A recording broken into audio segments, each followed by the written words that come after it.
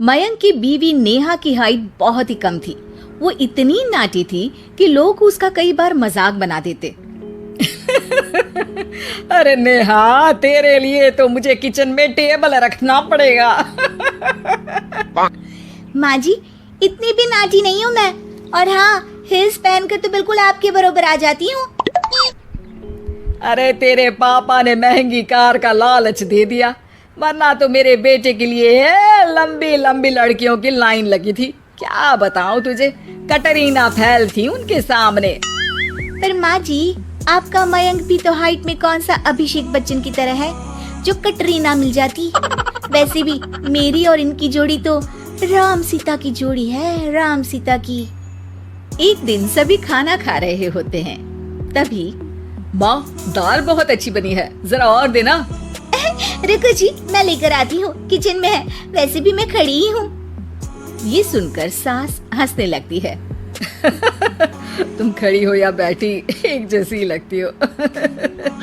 बस कीजिए जी, अभी हिल्स नहीं पहनी है, वैसे भी हिल्स पहनती हूँ तो आपके बराबर ही लगती हूँ।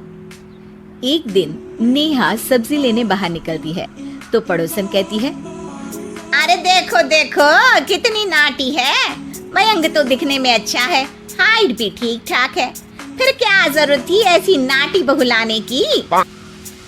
दहेज बहन, दहेज, अंधे हो गए थे पैसों के पीछे, अब करे जगह साई। दोनों की बात नेहा सुन लेती है और उसे बहुत गुस्सा आ जाता है। आंटी जी, एक बात बताओ, मेरे पापा के पास पैसे हैं, उनको अच्छी लड़की की तलाश थी, ये पसंद आए और शादी हो गई, इसमें मेरा क्या कसूर है जो आप लोग मुझे सुना रही हैं? अरे नहीं नहीं नेहा, हम तो तेरी सास की बात कर रहे थे कि कितनी लालची औरत है। देखिए, वो लालची नहीं है, हाँ, उनकी कुछ शौक है जो वो अपने बेटे से पूरा करवाना चाहती है, और देखा जाए तो उसमें उनकी गलती भी क्या है भला। अगर इन्होंने मुझसे शादी की है तो जरूर कुछ न कुछ तो अच्छाई नजर आई होगी ना। और अब ना तो मैं आपकी बहू हूँ और ना ही आपके रिश्तेदारों को मुझसे मिलना है, फिर ये बात समझ नहीं आई कि आप इतना परेशान क्यों हो रही हैं।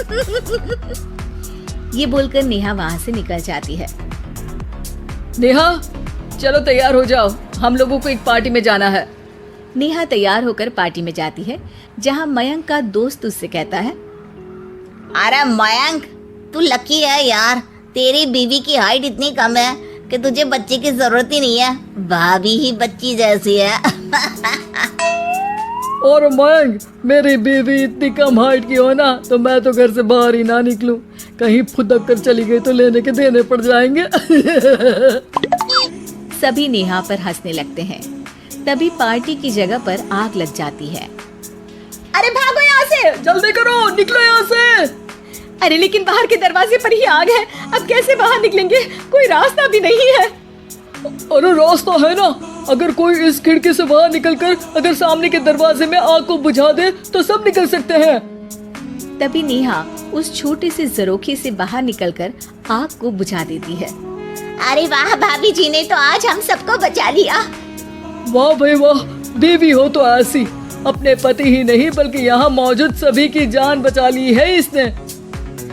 भाई मयंक, माफ कर देना, तेरी बीवी तो सच में कमाल है।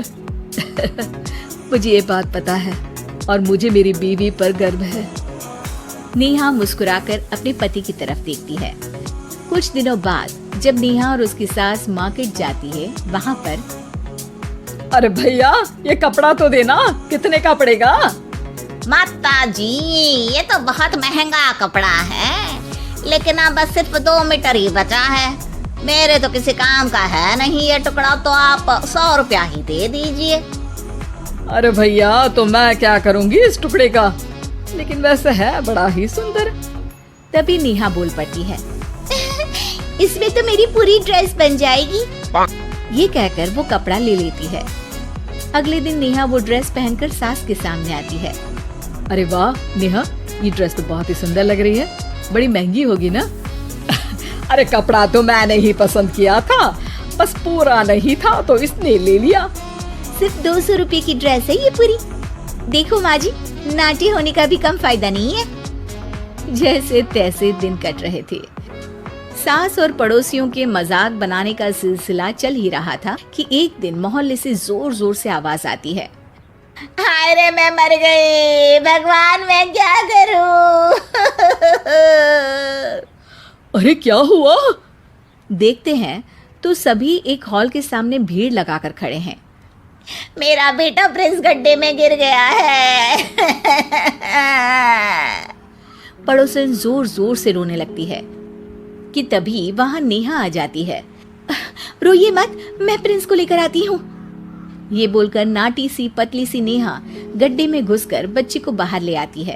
अब क्या था, एक बार फिर नेहा के लिए पूरा मोहल्ला तालियां बजाता है। मुझे माफ कर दो नेहा, मैंने तुम्हारी हाइट का कितना मजाक उड़ाया था। कोई बात नहीं मौसी, प्रिंस ठीक है, ये बात है। अब वो दिन आता है जब सास नेहा की तारीफ करती है। वाह बहू वाह, तेरी तारीफें सुन सुनकर तो मैं खुश हो गई। आज तो तूने ये साबित कर दिया कि समाज में इंसान अपने रंग रूप और लंबाई चौड़ाई से नहीं बल्कि साहस और हौसले से काबिल कहलाता है। मुझे माफ कर देना बेटा।